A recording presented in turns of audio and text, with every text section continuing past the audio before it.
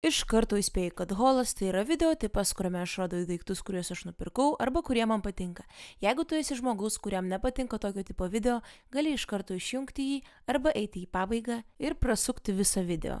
Jeigu tau visgi patinka tokie video, malonaus žiūrėjimo.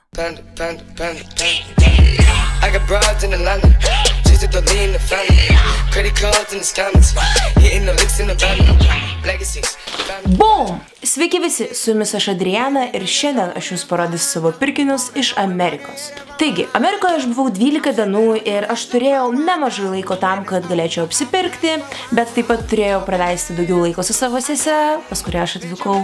Ir šiandien 12 val. Vakaro aš nusprendžiau nufilmuoti ir parodyti jums, ką aš nupirkau Amerikoje. Šitas video nėra skirtas tam, kad aš galėčiau pasigirti, ką aš nusipirkau, bet šiaip keletą mano draugų paprašė padaryti tokį video, dėl to aš jį šiandien ir kuriu. Taigi, pirmas dalykas, apie kurį aš kalbėsiu, bus daiktai, kuriuos aš nusipirkau. Aš sakysiu jų kainą ir šiaip juos rodysiu. Pirmas dalykas, kuris man turbūt yra svarbiausias, o gal ir ne, aš nežinau, nes visi jie man yra labai svarbus, yra džemperis. Šitas džemperis atrodo va, tai va, gal matot, gal nematot, matot.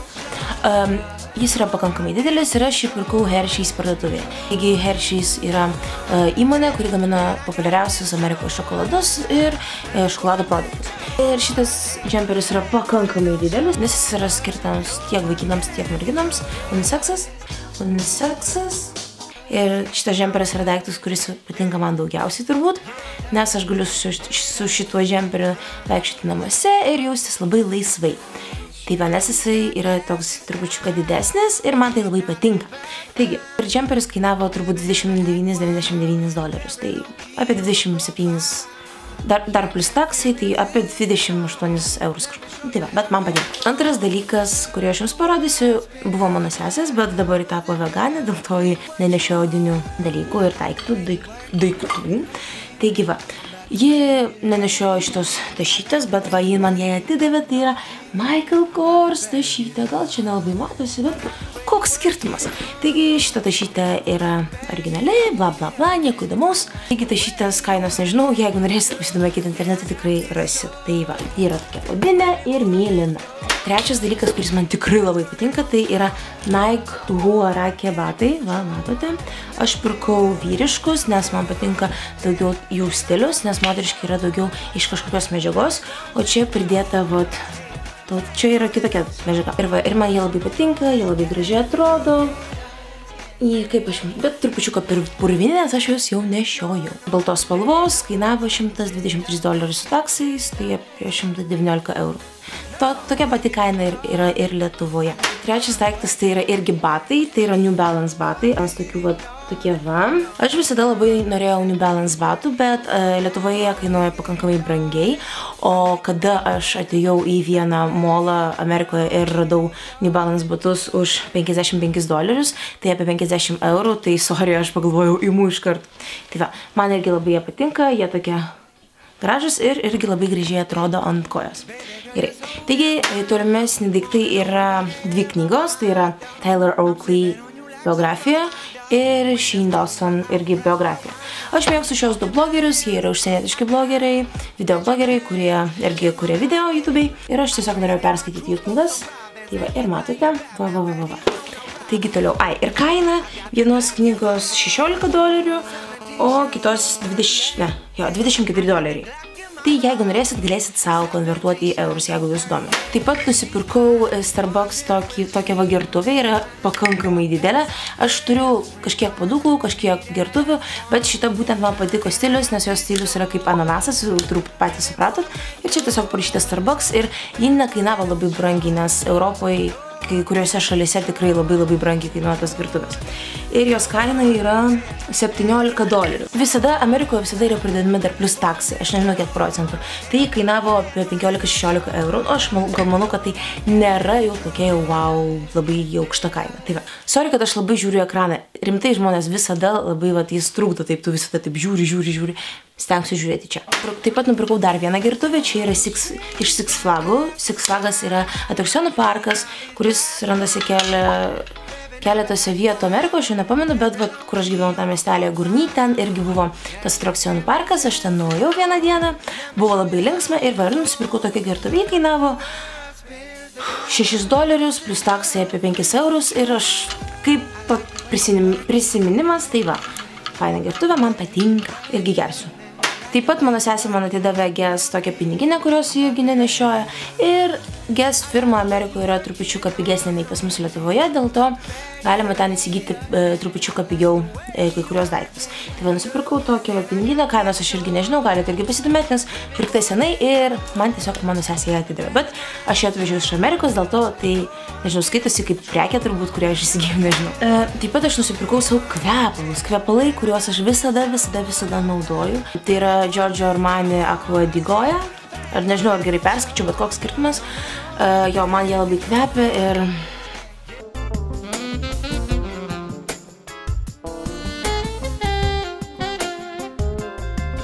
Turbūt kainavo apie 72 eurus. Aš nežinau, aš pirkau savo duty free parduotuvę, nes ten bent mokesčių neįskaito. Ir ten trupučiuką pigiau. Ir paskutinis dalykas iš tokių nešiojamų daiktų ir panašiai yra akiniai, Guess akiniai, kuriuos aš irgi trupučiuką papigiai gavau. Tai va, šitie akiniai irgi yra Guess firmos ir jo, ir man irgi jie labai patiko, dėl to aš juos įsigijau, nes mėgstu firminius akinius, nes jie apsaugo nuo saulės geriau ir šiaip važiuoja atostogaut. Tai va, tokie akinukai, Guess. Ai, ir šitie akiniai kainavo apie 50 eurų, dėl to, ta prasme, kodėlgi nenupirktų juos. Taigi, toliau keliaujame mes prie maisto. Maisto aš net vežiau labai daug, nes daugelį dalykų paragavau ten Amerikoje ir galvoju, ta prasme, nėra esmės vežti kažką, nes paragavau ir ta prasme, atvežiau tik tokius dalykus, kuriuos galbūt norėsiu valgyti ateityje. Taigi, pirmas dalykas tai yra, wow, mano pats mėgstamiausias dalykas, dribsniai Lucky Charms. Turbūt visi žinot, kad Lucky Charms yra vieni iš populiariausių amerikietiškų dribsnių, kuriuos valgo visi vaikai, visi suaugę pusryčiams. Tai va, Lucky Charms tai yra paprasti dribsniai su zefyrais, nežinau, marshmallowsais, turbūt visi žinot, kas tai yra. Tai va, ir labai skanus dalykas. Aš jau ragavau ir man tikrai labai patiko, dėl to nusprendžiau juos nusipirkti. Ir jie kainavo $5, labai didelis toks, va, pačiokas, negalėjau susivaldyti ir paragavau. Kiss Hershey's, va, tokie va saldainiukai. Ir tikrai labai skanus dalykas. Šiaip nelabai skiriasi, tiesą sakant, nuo lietuviškų šokoladų, bet kažkas yra. Ir taip pat, nežinau, Sweet Tarts miničių į kažkokius va saldainius. Yra tokie saldainiai, kurie rūgštoki ir juos galima pakramtyti.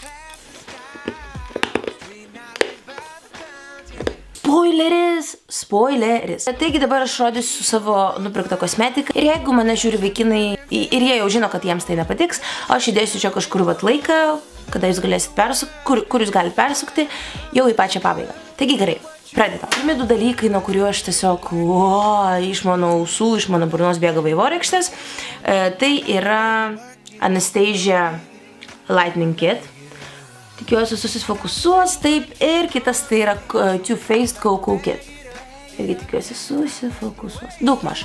Taigi, pirmas Anastasia Lightning Kitas yra labai fainas, va, prašau, pažiūrėkit. 4 atspalviai ir jis kainavo $40.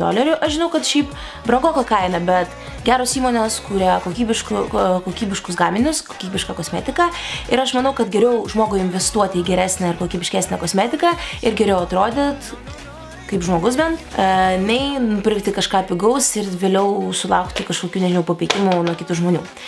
Tai va, taigi Lightning Kitas tikrai yra labai geras, gali pažiūrėti čia, nes atspalvį aš dabar jums nelabai parodysiu. Ir antras tai yra kontūringo kitas, tai va kitas, tai rinkinukas kitaip. Čia yra irgi 4 atspalviai ir su juo gali sau piešti kaip bronzerių, nežinau, tiesiog veidą kontūruoti jo, kad tai būtų kažkas viskas išiškėtų. Tai va, šitie dalykai man tikrai labai patinka ir jie abu kainavo po $40. Antras dalykas tai yra Beauty Blenderis. Beauty Blenderis kainavo $20 ir kai kuriems žmonėms jis nepatinka, o man, tiesą sakant, asmeniškai labai patiko.